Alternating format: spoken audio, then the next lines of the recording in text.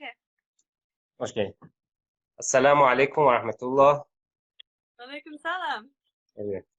Yes, hope you are doing well. So, how is the corona issue going in your place? How is it? Very well here. People have really pulled together.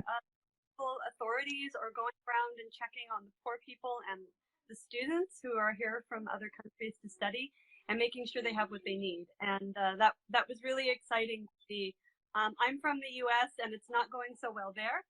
So it's nice to see that that the Turkish authorities here in Cyprus are really taking care of people. That really makes me happy. Well, alhamdulillah, I'm happy to hear that, and inshallah the things will go well all around the world. And also here, also the lockdown is over because it was about 60 days. So, the more lockdown will going to cause economic crisis, and because of that, the lockdown is over. But it's conditionally to, and people are just trying to put mask and doing the health. Doing everything, doing their best to avoid the virus. But people should go back to their job. The economic crisis is going to get bad and worse, even worse than the virus effects. So people are going back, and also I hope things will get better, inshallah. Turn off video because it's breaking him up, sweetie. Turn off video. Anything that's using internet. This is Netflix. Yeah, that's what I mean. Okay. Only the downloaded ones, sweetie. Okay. Sorry, my children are streaming video and it's interfering and I can't hear you because it's breaking up. So, you want to say salam? Assalamu alaikum. Assalamu alaikum, Suleiman. How are you doing? I am fine, thank you. Oh. Sorry, please go on.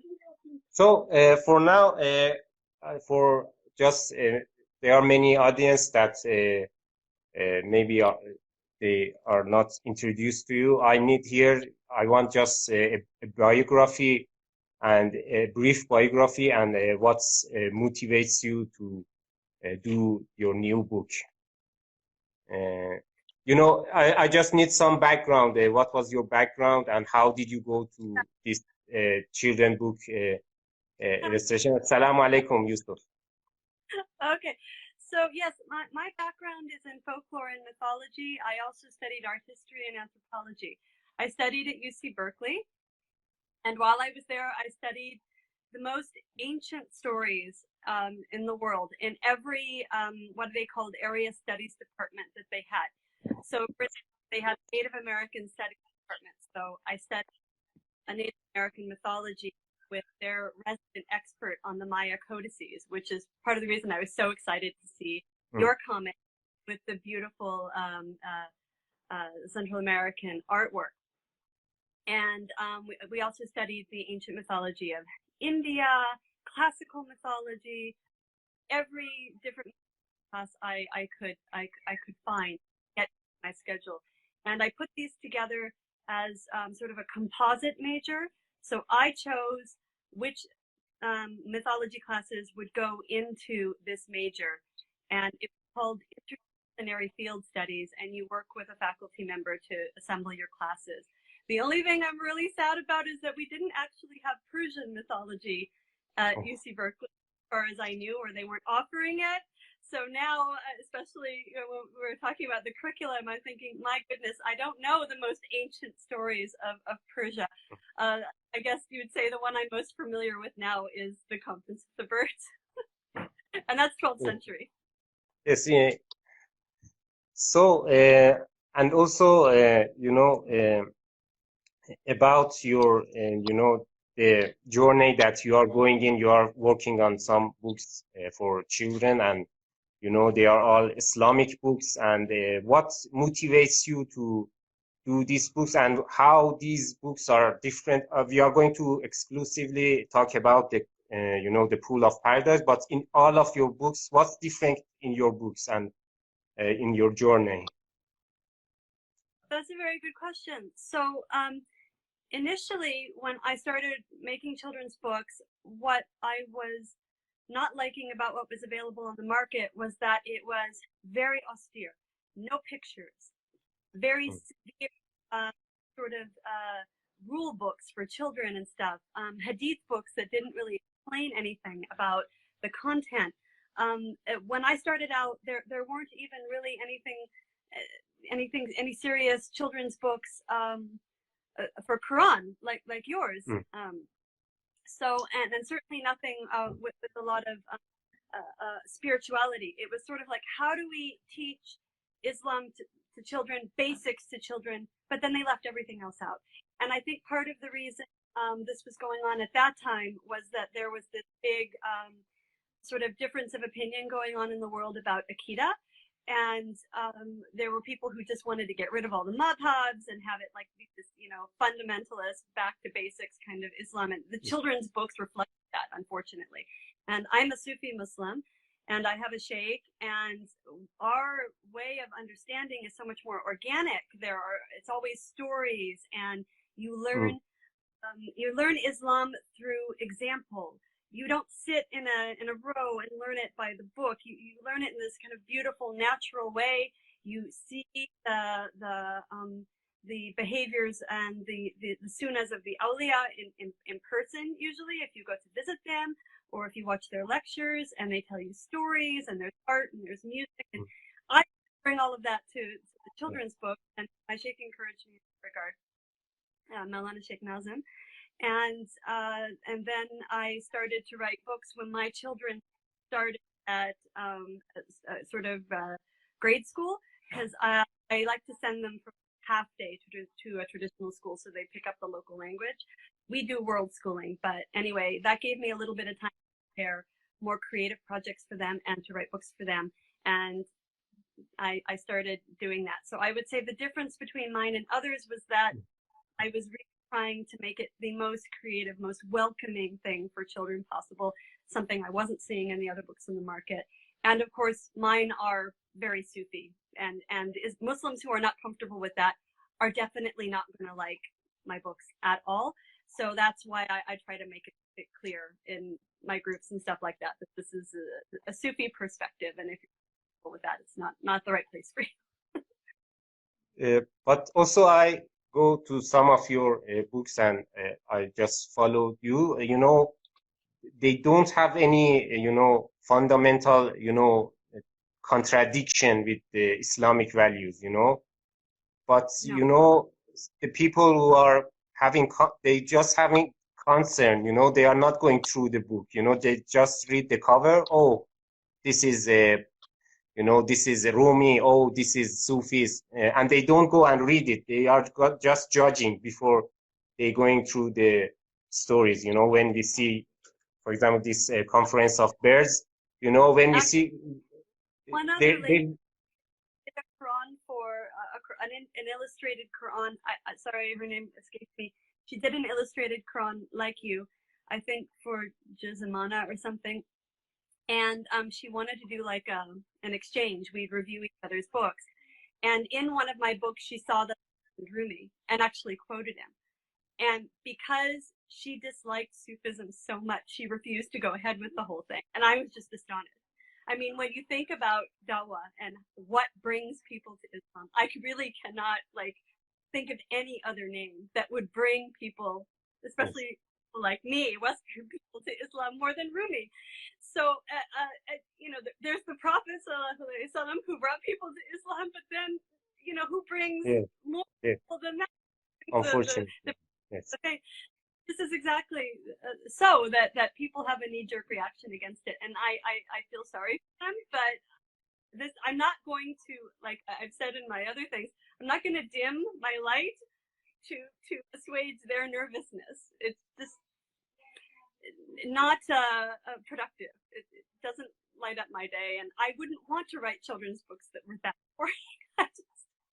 And I see your work. Yes, That's what we need. We need beautiful, informative well put together and balanced pieces like yours, inspirational pieces like yours, that the children look at it and it's like, oh wow, something for us. Yes, that would be interesting. Also, here I just wanted to just a moment to see. I just had here. I just want to mention this very briefly. I know someone in India. They are Vakil brothers, Muhammad Ali Vakil and Arif Vakil. They run Sufi comics here, and the interesting that they are doing is that after each story, here is all picture. After each story, they are mentioning a verse of Quran and a hadith here.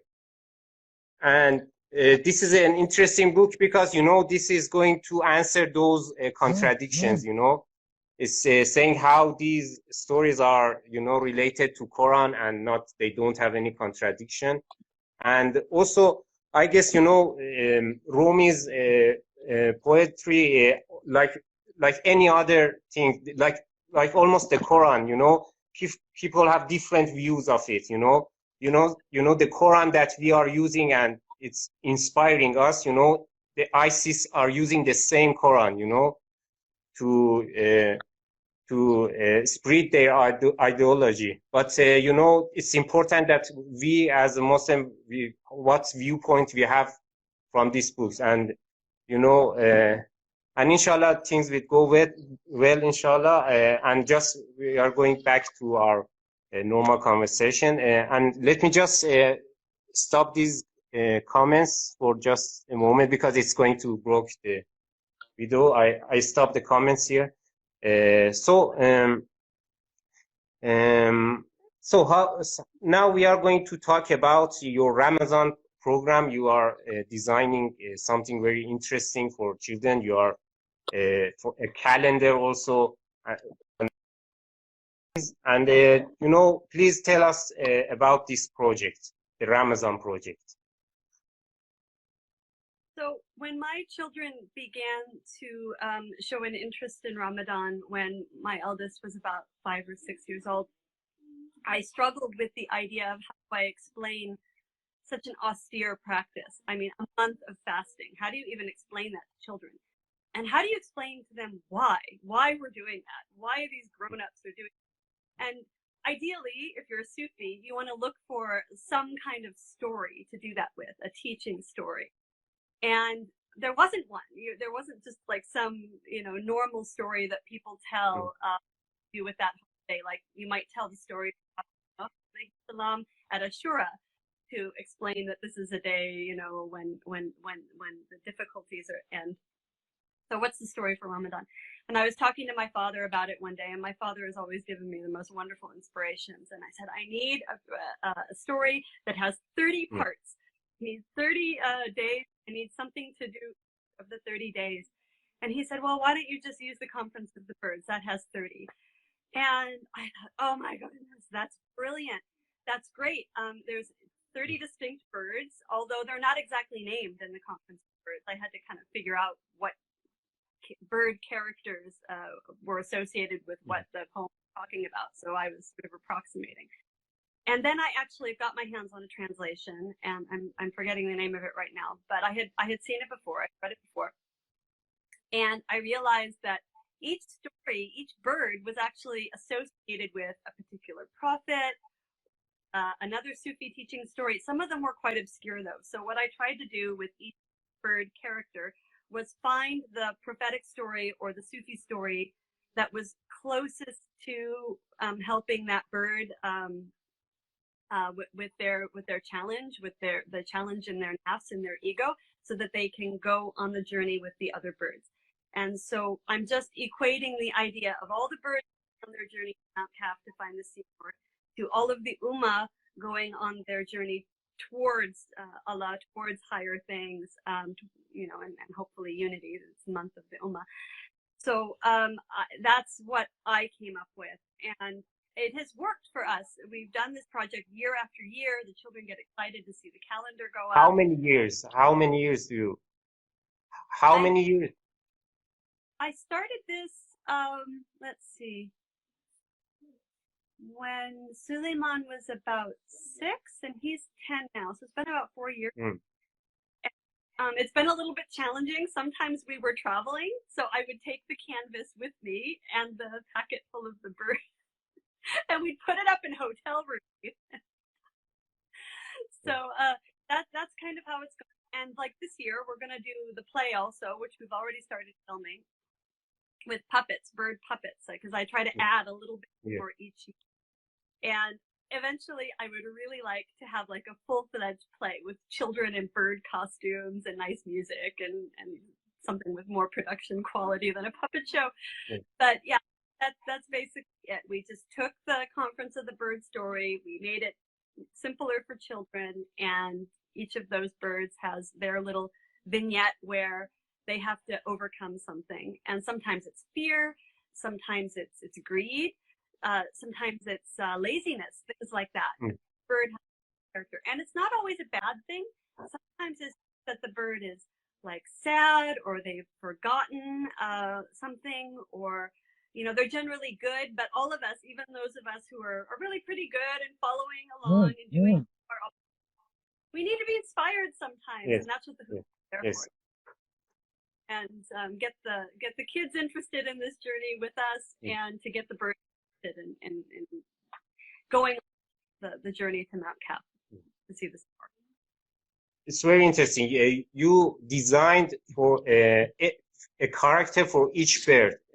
You design, and you designed a challenge for each of them, and in each day the kids are going to overcome the challenge and go to the next day. This is what I understand it. And how people are going to use your book, the calendar. Do you have any specific activities? Did you define these plays, or did you define any kind of activity in your book? Exactly. So in the book, I have one section for each bird, and I've got the artwork there, the idea how to do it, and the little story I wrote where they have an interaction with the bow, and maybe the retelling story, or some element from the lives of the prophets, hopefully, if I was able to include that. And then at the end, there's a little lesson plan. Questions you can ask the children about the bird and their challenge. Maybe something about how that bird's challenge was similar to the challenge of an awliya or prophet, because often the stories of the prophets and the awliya show us how to overcome those struggles, or a similar. And then also on the artwork, you see there's a slice of the moon. So as the monk progresses, you see the moon move in the artwork itself. So this is a little bit hard unless the children are, maybe a little bit older or a good artist, like you probably were at a young age. But my mother, who passed away, helped me make this coloring book for the little kids. So if you have young children and they can't draw yet, they can't make their own bird to go on the calendar, then they can do the coloring book. And you see Susan did quite a nice job on our peacock. So this is for the younger kids, or like, let's say they're very perfectionist in their artwork, and they're going to get very discouraged if they don't have a perfect bird. Is this color book also available in your Amazon page? Yes, both are. And the curriculum, this is also available as an ebook. Some people have asked if all of our books are on Kindle, and unfortunately they aren't. I've only published the curriculums generally on Kindle, because the books that are actually for children to use, to interact with, like this one, they need a printed copy. So sometimes I get questions from people, why don't you have an e-book on that one? I'm like, because you're not going to hand your child a Kindle to color. It just doesn't make sense to me. So it was interesting. Let me just open the comments. If there is any more question, can go on. So it was so interesting. I I was interested in your work, and it was very interesting. And inshallah, and also my last question is that how was the feedbacks on your also this book and also your previous books? How was the feedbacks? How people talked about it? Almost all positive. I sometimes, to be honest, because I'm not a scholar, sometimes I make errors. And people are like, oh, this isn't so strictly true, or there isn't enough hadith to support this, because I'm very much about, the stories, the more organic stories. I guess in the Christian tradition, you might call it apocryphal stories, stories that are extra, that maybe people don't know about or don't have citations for. And so again, I just want to say that if you're not interested in those Sufi teaching stories that have kind of gone along with the tradition, and you only want strictly citational, everything has its hadith and its Quran quote, and then might not be right for you. But I definitely take all of that in stride, because I feel like when I started the website originally, I was nervous about these things because I'm not any kind of authority. I'm not an Islamic scholar, although I had some experience just in regular scholarship in university. So I decided that I was just going to believe in the mercy of Allah, and that if I made any errors, that the Allah I believed in was going to be forgiving, because the intention is to make it sweet and beautiful and welcoming for children.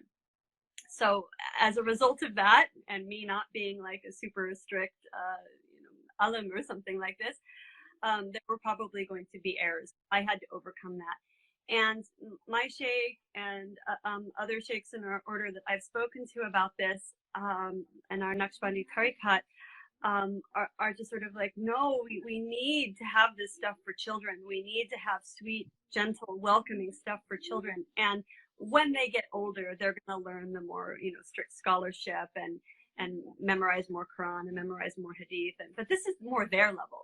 They have classes where they teach tafsir. They have classes where they teach Hadith and all of that. You certainly don't want to be teaching children a lot of incorrect stuff. So, like, if I'm going to use a Quran quote, I try to get the right number and know what it is and all that. But the point at this stage in the children's development is to foster a love of Prophet. I get that so much from parents. They write to me, how do I bring love of Prophet? How do I bring love of Islam? How do I encourage my children to pray? All of these things. And things come from sincerity. They come from an inward expression of love. And the materials that were available when I started out were not doing that. I mean, I used to teach Muslim children, and we had so many books from all over the world that were from other Muslims that just got collected in the family's library, and there were so few that were doing what I'm talking about, or they were very low production quality, and that sort of thing. So certainly, since I started out, I've seen more and more things like Quran infographic and that beautiful Rumi book you just shared. People are putting in some effort, they're putting some thought into it, and it's so exciting. I'm really happy to see that.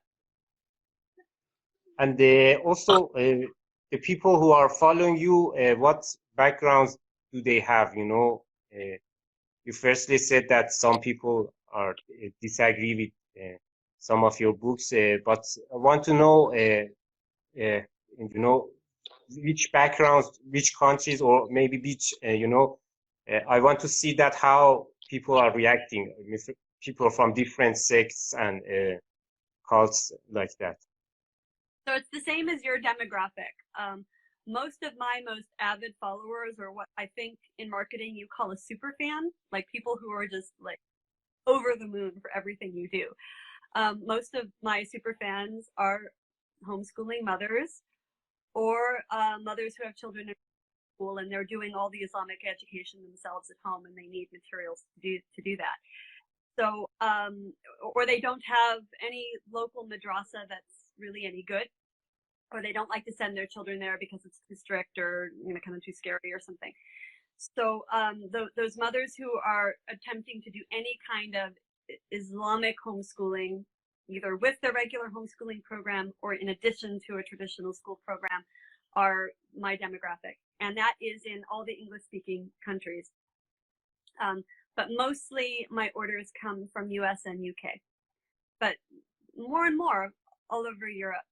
And I really think that this is a strong demographic for you too. All of those parents who want to supplement Islamic education for their kids, all of those parents who are also taking the time to homeschool are also going to be, of course, homeschooling the religious education. And they just would absolutely love your book. And Suleiman and I need to do a review of your book soon. Inshallah, inshallah. We'll do it. Yes, inshallah. Also, my book, it was a lockdown here, and the printers were closed. And after they got open, they printed my book, the papers. But we are putting a hardcover on the book, and the binding process is taking time. The next Saturday, the binding place is going to open, and the printer is going to send it there, and then they are going to do the binding. So it takes time, and when I wanted to just publish the book, the corona came. It made some delay, and no problem. In this lockdown, it makes me creative. I made some live videos, and also I was thinking of just some new materials, and it was, for me, maybe it has some good features, and I'm not going to just say it's bad and everything is bad. No, it's positive, and inshallah things will go better. And I'm so glad to talk with you. And I guess, because the video is going to get saved on a story, I guess people will ask their question after this. But for now, I guess I should end this video. And I'm very happy. Do you have any talk at the end for people, any advice for people who are going to work on, on children books or going homeschooling? Well, yes, I would highly recommend Amazon Publishing, because it's a really great way to get started and to have access to your own work. Like if you want to just get started and not have to pay a lot of money up front, because it's completely free. So it's a great way to get started. Whatever your story idea is, just be keeping notes, be collecting things that inspire you or that maybe you want to include. So whether it's an activity book or a coloring book or a children's story or a novel, just keep collecting all of that information and keep following and reaching out to people like you and me and other people who are doing similar work. And usually we're wanting to see more of this material available to children, and we'll give a lot of support and advice to other aspiring artists and authors. So that's the two things. Go with a publishing platform that gives you the most possibility to just get started, and then hopefully as people become popular, they can maybe get a publisher, this kind of thing. But at this level, it's very kind of easier, threatening, and you can get your ideas out there, because I've talked to so many mothers and fathers who have an idea of their own. I know that let's see here, Sacred Art Workshops has a beautiful idea that she wanted to do something about the figures that created the four madhabs. And I thought that was a beautiful idea. And some other parents have come to me with other ideas I really liked. The one that I really took off, though, was actually a suggestion from another parent. I've been asked over and over and over again, where is the Harry Potter for Muslim kids? And I kept telling my friends, oh, you should write it. Oh, you should write it. And they're like, no, I can't do it. I can't do it. And so finally I thought, well, I'll just do it. So one of the things I'm working on right now is going to be called Suleiman and the Green Lamp, and it's sort of like Harry Potter for Muslim kids. And when that comes closer to coming out, we maybe could talk about it more. But flying carpets, a school where kids learn You got your kitten. Can I show it to Spiritual things where they use ayat and duas to make things happen rather than some gobbledygook Latin spells, and jinns and all those fantastic sort of I say magical things, even though some people don't like that word. So hopefully going forward we're going to have more for our children, not less. And my sons want to introduce you to their new kitten. Okay. Kids have 4 kids. Yes, 4 kids. I have like 4 like this. This So is, let me color. His name is Daruk. I think Amu needs to go now. Amu, salam. This is Daruk. There are 2 okay, boys and 2 Suleiman, girls. inshallah we will talk in another time. So thank you for joining this interview. I'm so glad, and wassalamu alaikum wa rahmatullah. This video is going to get saved on a story, and inshallah I will save it and send it to you, the video, the link for download. Inshallah, it can help. You can put it on YouTube. Maybe I will put it on YouTube. Inshallah. Wassalamu alaikum wa rahmatullah wa barakatuh. Salam alaikum. Wa alaikum Salam salam. alaikum. Alaikum